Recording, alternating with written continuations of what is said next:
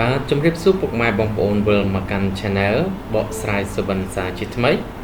បាទថ្ងៃនេះផងដែរខ្ញុំនឹងលើកយក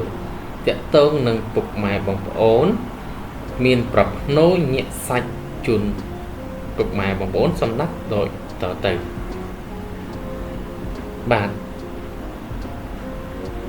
ប្រសិនបើជាពុកម៉ែបងប្អូនមានប្រផ្នូលថាញាក់សាច់ចាប់ពីម៉ោង1យប់រហូតដល់ម៉ោង3យប់បើញាក់សាច់នោះទំនាយទីថានឹងមានអ្នកធំដែលជាចង្វៃនាយមកដល់ហើយឲ្យលៀបដល់ខ្លួនយ៉ាងប្រសើរ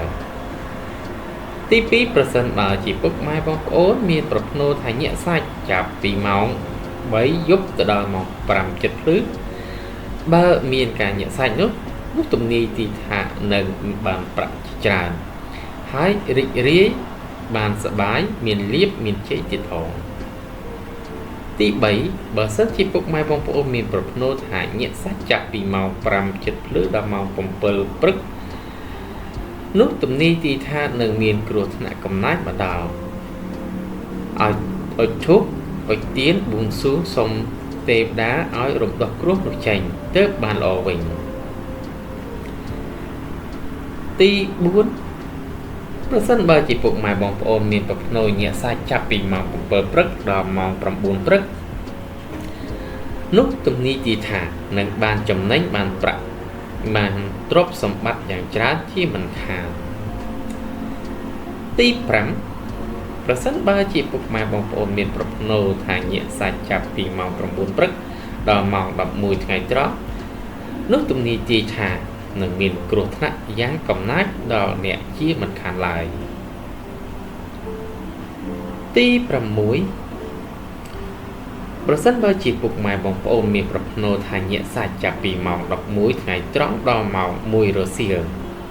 នោះទំនាយទីថានឹងមានភ្ញៀវមកដល់ហើយបានជួបជុំគ្នាបានល្អណាស់ហងទី7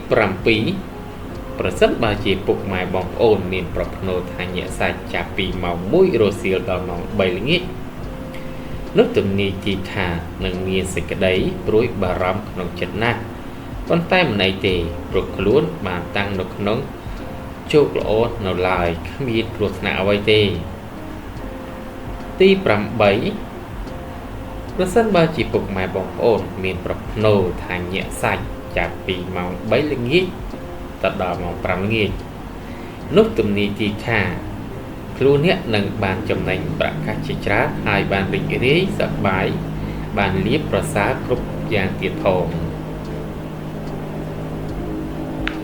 ទី9ប្រសិនបើជាពុកម៉ែបងប្អូនមានប្រផ្នូលថាញាក់សាច់ចាប់ពីម៉ោង5ល្ងាចទៅដល់ម៉ោង7យប់នោះទំនាយទីថានឹងមានការឆ្លោះទាស់ទែងជាមួយនឹងគ្នាប៉ុន្តែបើឲ្យជប់បួងសួងសុំទេវតាឲ្យរំដោះគ្រោះចេញនោះ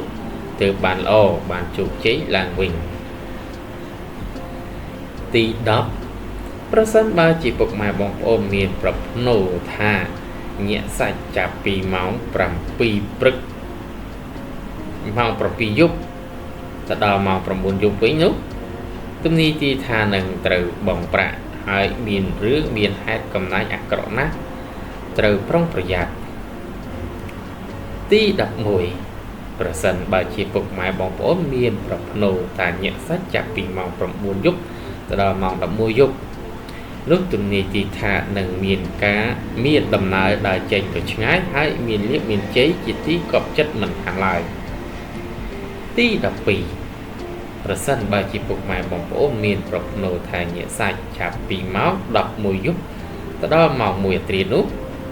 ទំនាយទីថានឹងមានលៀបមានជ័យគ្រប់បែបយ៉ាងជាពុំខានឡើយបាទអរគុណច្រើនពុកម៉ែបងប្អូនដែលខំចំណាយពេលវេលាដ៏មានតម្លៃតាមដានសម្ដាប់ Channel បកស្រាយសុបិនពីដើមរហូតដល់ចប់តាក់ទងនឹងប្រផ្នូលញាក់សាច់នេះក៏មាន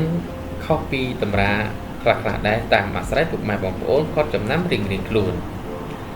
ជាចុងក្រោយនេះក៏សូមអរគុណពុកម៉ែបងប្អូនដែលខំចំណាយពេលវេលាដ៏មានតម្លៃតាមដានសម្ដាប់ Channel បកស្រាយសម្បត្តិនេះចាប់ពីដើមរហូតដល់ចប់ចុងក្រោយក៏សូមជូនពរពុកម៉ែបងប្អូនជួបតែសំណាងល្អគ្រប់គ្នាសូមអរគុណ